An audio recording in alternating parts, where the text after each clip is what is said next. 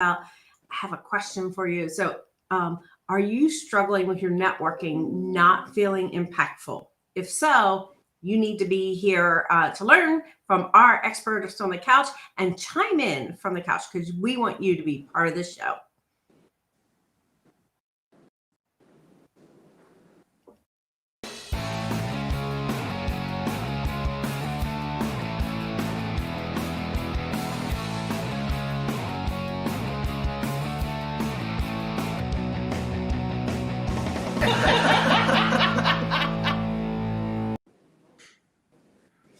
Hey, welcome back. As I was saying, it's a super exciting panel today, and we are so excited for you guys to be here with us. And remember, you are also part of this show, so we want you to comment, chime in, give us your feedback. We are here to do this all together and have some fun. Let's get going. Let me introduce my co-hosts on the couch here. So we have Nancy Loeffler and Boma. Where'd the name go? Sorry, guys. The things were moving around. So Boma, Alamina. So welcome so much. So happy that you guys are here. And I, of course, am Colleen Strube. I'm the follow-up fortune finder. And let's get started. So our first question is, what is the population do you want to create impact with your business? So what population is your business really creating the impact for? And Nancy, let's start with you. Wow, that's a really great question. And it's one that I revisit often because doing grief work, it's people don't always understand what I'm doing. So I need to talk about what I'm doing a lot. I need to connect with a lot of people, and it's the person who understands that grief is a normal part of life, and that it's something that we can move through, and it's something we can learn from, and that it's possible to have a transformation by meeting grief and saying yes to our grief journey. So, Boma, how about you? What population are you really serving and want to make an impact in? Well, it's interesting that you asked that question. Someone had asked me that before, and I said, I'm a financial consultant, so technically everyone have to narrow it down to exactly the population from my services would be like the young adults, people from age 25 to 55. So I'll say 25 to 55 because they are in the most their lives where you can actually plan and save and see good results by the time you age where you want to be in your distribution phase of life. So I'll say with service, small business owners, children, and family. But mostly, I'll say 25 to 55. Yeah, that's perfect. Being really specific on who you want to address. And as Nancy was saying, it can change, right? And sometimes when we're doing networking, I tell people it's like, focus for a particular time. Maybe that's a 3-month period on a particular area that you really want to make an impact. And then you can switch it up to another area in your business. So perfect, you guys, talking about your population and the type of impact you want to make. All right, we got Monica's on the couch and she's like, hey, love it. So love those populations, right? So now we want to talk about staying inspired. And we want to look at, pop my question back up. There you go. So get motivated with today's focus on networking. So why is it important to live in your truth with your network? And Boma, let's start with you this time. Okay. So living in your truth in your network, before you know why exactly you are doing what you're doing, your goals and what you wish with the work that you do. So you got to stay within those, this is my goal, this is what I want to do, and that helps you and it keeps you going to create that impact within the population that you choose. That would be one of the ways that I want to do that. Awesome. Yeah. So Nancy, how about you? Why is it important to really stay in that truth of what you're doing while you're network? It's important for me to stay in my truth because my truth is what led me to be doing the work that I'm doing. So to be able to tell my own grief story from my heart, from my own authentic self, always connects me to someone who is ready to say yes to go on their grief journey in a way that is unique to them. And so when they see me living my truth and speaking my truth, they see what's possible for them.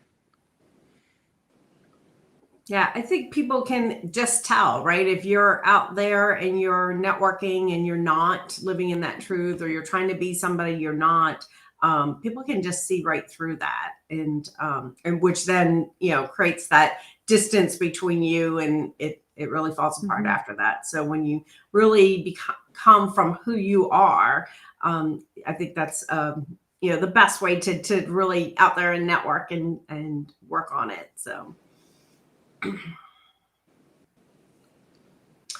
Now we want to look at staying inspired. So how does the lack of understanding people you support is an effective way to move through life and business? How does the lack of understanding the people you support is an effective way to move through like so how is it the fact that you understanding what they need and so forth in helping your business? Nancy? Well, understanding what my potential clients or my ideal client needs is crucial to everything, because by understanding what they need, by understanding where they may be on their grief journey, because everybody might need a different thing. If someone is in early grief, they may need something different than someone who has been on in the grief journey for a while, but not really doing the work. So understanding where they are on the grief journey, no matter how long of a time it's been since they experienced their loss. And then also understanding that the death of a loved one is what we normally think of as grief, and realizing that there are so many other times of life that bring that we experience grief, like the loss of a relationship or a job, or living through a pandemic, all the things that we lost during that time that we in some cases still don't have back. So it's really meeting my potential clients where they are, meeting my clients where they are, and understanding what they need each step of the way. Boma, how about you? How is that understanding your people and your clients to really help you serve them? So when it comes to finances, one thing you got to realize is it's not a one size fits all. There is no way you can design one into that box. So when I'm sitting with someone, if I don't understand needs of that individual, that family is, where they're coming from, then the whole encounter falls apart. So that's why it's very key, that initial connection with your client, with your network, to know that you're coming from, be able to read between the lines. For instance, sometimes they don't say, so you have to be like kind of be able to decode what to you. So that is really key to impacting. No understanding just means, how do I design a plan for you that is going to work for you for exactly your need is. So being able to understand, and I think one of the ways, listen to what your your network is saying to you, or your client that is saying, for you listen, so you can get to understand where they're coming from or how you can act. So so without that understanding, the whole entire process falls apart. Yeah, I think Monica just said, listen, right? So it's, figure out where they're coming from, because like Nancy was saying, everyone is in a different place, right? So being able to listen and understand and really get that information and figure out, okay, well, how can I best serve them, where they're at and where they want to go. So now it's time to get stay inspired. So how does the lack of understanding people? Whoops, we just did that one. I was gonna say, keep networking. My favorite one, right? So, who should you ask for help when you're trying to improve our networking? So, when you're out there and stuff, who do you turn to ask for help, or who do you look to in that case? Boma, let's go ahead and start with you. It's like, Okay, when you want to ask for help, I what we call power partners in terms of asking for help. When you're trying for someone else that is also in a business where they meet a lot of people with those individuals. So, for instance, real estate workers, people that work like that, school teachers, because they meet a lot of families and all that. So for individuals, the person you're asking help from might not necessarily be your, might connect you or link you to the millions of people they know that can. So just think about a power relationship between you and that, connect with that person. That's what I would say. Perfect. Nancy, how about you? Who do you go to for networking support? And Yeah, I go to some of my long-term or long-time networking strategic partners. Sometimes I go to past clients who are no longer clients, clients who I worked with for a while and who saw success and are doing things of their own and on their own. Things that came out of our work together, and they're often able to connect me with people that they know because they know my work the best, except for me, and they know the value of it. So sometimes my past clients and anyone who I meet in groups like this or other groups where I see that connection. There's always looking for that connection, and it's not always. It takes time to develop that relationship. Once the relationship is there, that's when things begin to cook. no. Monica also wanted to know are there any organizations that you work with to create impact with your clients and populations that you serve? So you guys have are there any organizations that you work with? I'm associated with the Minnesota Death Collaborative and the Death Cafe, which there's a Death Cafe in all places, as well as the Dinner Party, which is a group that has dinners specifically for grievers. Boma, how about you? Right there.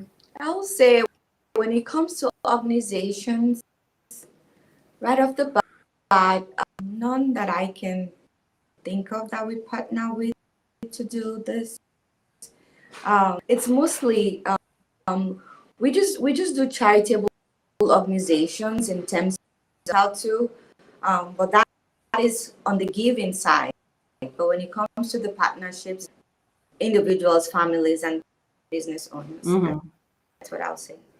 Yeah, I was gonna say that I know with a lot of times like financial planners or you mentioned realtors, right? So they'll do like shred days, right? Where they give back, they go to the community and do a shred day and they sponsor it, you know, so it's a way to give back to the community along with getting their name out there, right? So it's a combo thing. I know I belong to a networking group and we did food, not food drive, but we would give out food. So we, like every once a month on a Tuesday, we'd go, we'd, you know, somebody would drop off a truckload of food and we'd have to sort it out and then put it in bags and then hand out like a food drop off kind of thing. So it was a way to be able to give back to the community. And, you know, some of those types of events, when you do those community type events, you know, you're working side by side with somebody and you're going to naturally start to build that relationship with them.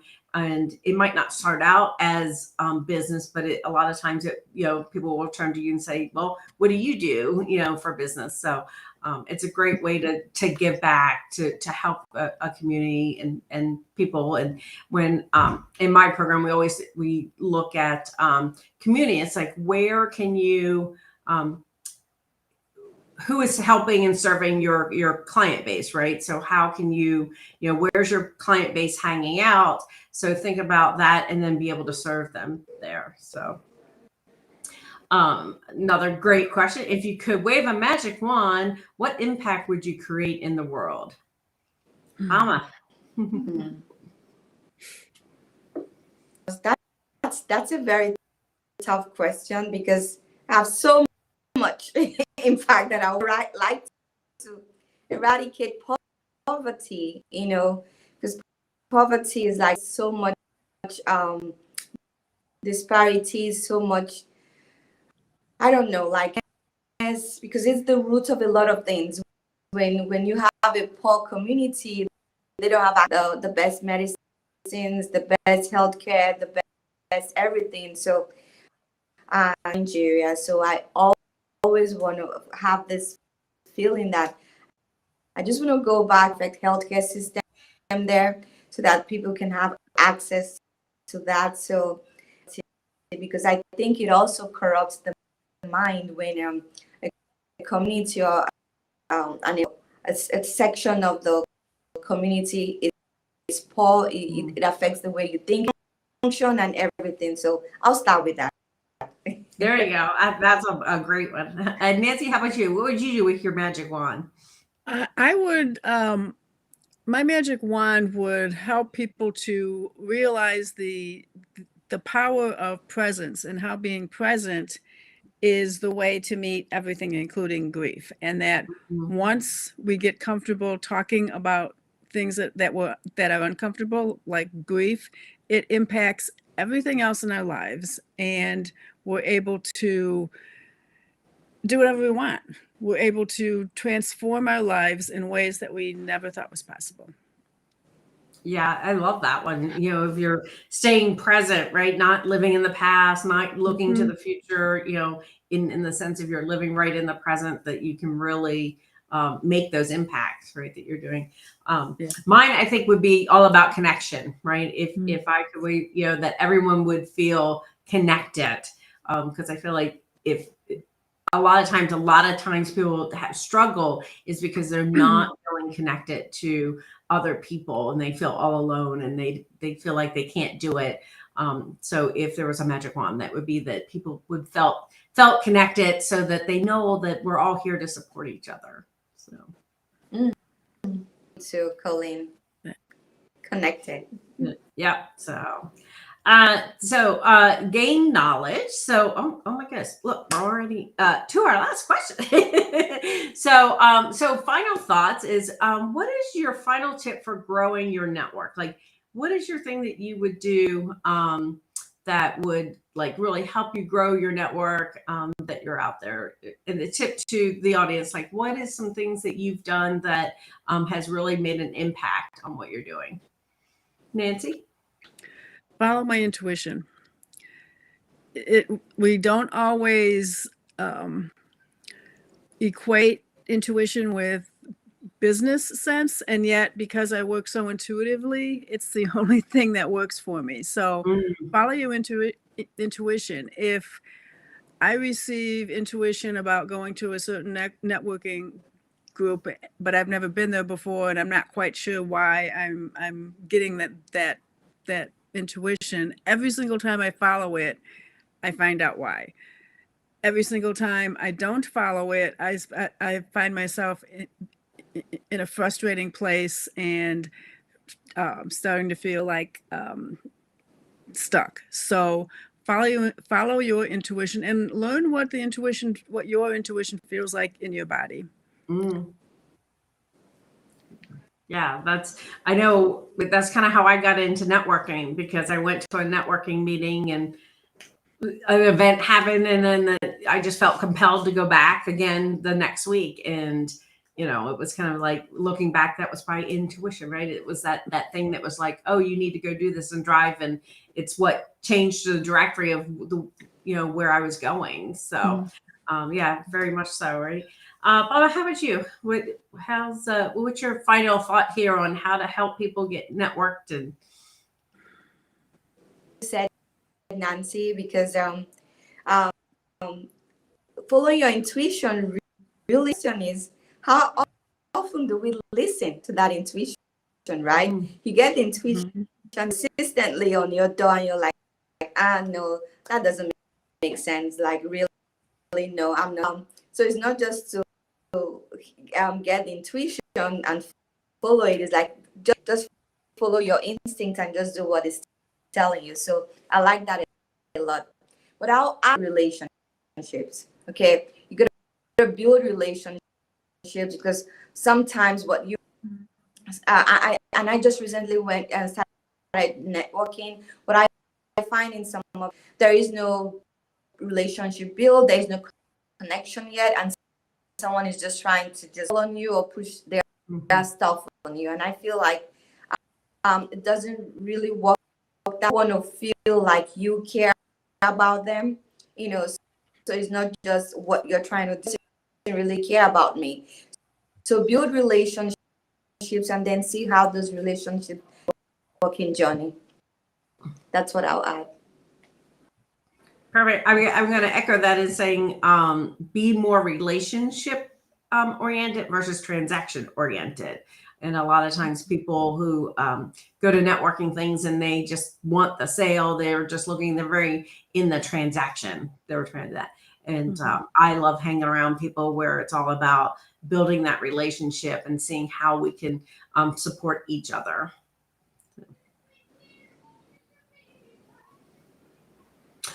Announcements. Should I try to do it? Announcements. So not as great as Monica. Monica does it way, way, way better. So, but Nancy, can you tell us how can people get in contact with you? I know that I've been hearing different things. I'm like, oh, we need to have another conversation. So yeah, we do. People can get in touch with me by emailing me at nancy@beingwithgrief.com. My website is Being with Grief, and we have, my husband and I work together. We have a monthly webinar, and I'm inviting you into a 3-month special, which you can find right below my picture there. I'd love to have a conversation with you to see if you're having difficulty moving through grief, and if you don't know what to do, check my website out. There's all kinds of great stuff there. Yeah. Thank you.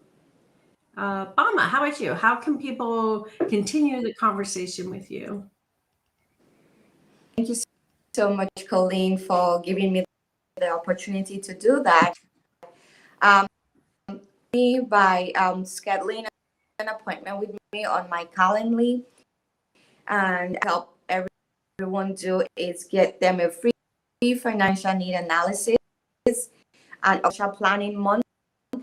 So we're offering free financial plan policy reviews. A lot of people, when I talk to them, they say, oh, I have this college savings plans, but they really don't know the details. They don't know how it works. Free workshops we're we can walk you through to understand what you have, so you know that protection and the actual protection that you actually were trying to get. So you can get in touch, one-on-one appointment with me, so I can make it personal for you. Awesome. Always get a second opinion from somebody on those type of things. So perfect. And for me, so you guys, we are super excited. Monica's coming to Maryland. So if you are anywhere close to me, let me know, because next weekend we are going to be rocking it here.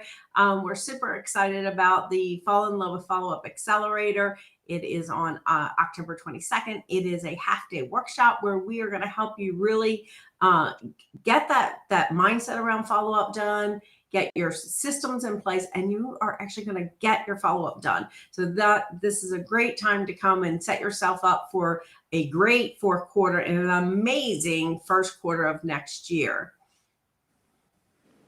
Quick question, Colleen. Yeah. Is there a fee for that?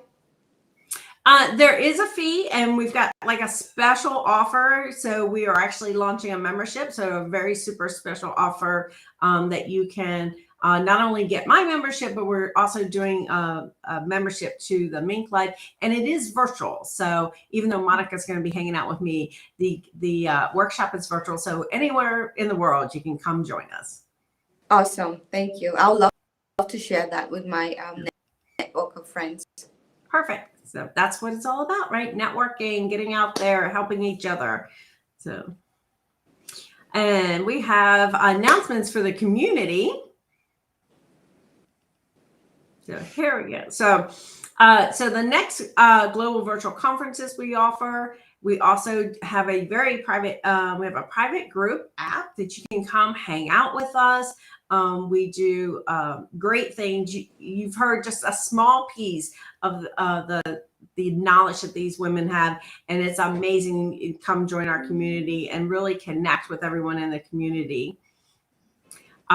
If you love community, love having people to support you, come hang out with us in the Minkuvator. I tell people this is our co-working piece. It's kind of the best of both worlds. You get to have the support of coworkers without the drama of the coworkers. So we get so much done in this event just to be able to come and hang out, support each other, get that feedback. We always talk about, especially with entrepreneurs and small business owners, you feel like sometimes you're just doing it all by yourself, and it doesn't have to be that way. You can come with us and we can help you there. We also have the live shows here. So I know if you've been on the couch, you want to be here and sharing your expertise, you can fill out the form to come be an actual guest on the show. We would love that. We then turn the show into a podcast, and then we have our publications also. And next show, Irina will help you calibrate your life, and that's on Wednesday, 9 a.m. Pacific time. So thank you guys so much for being here, sharing your knowledge, gifting your information to the community. We super appreciate it.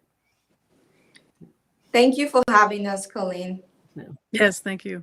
Yep, no problem. And I want you guys, actions are key. Play the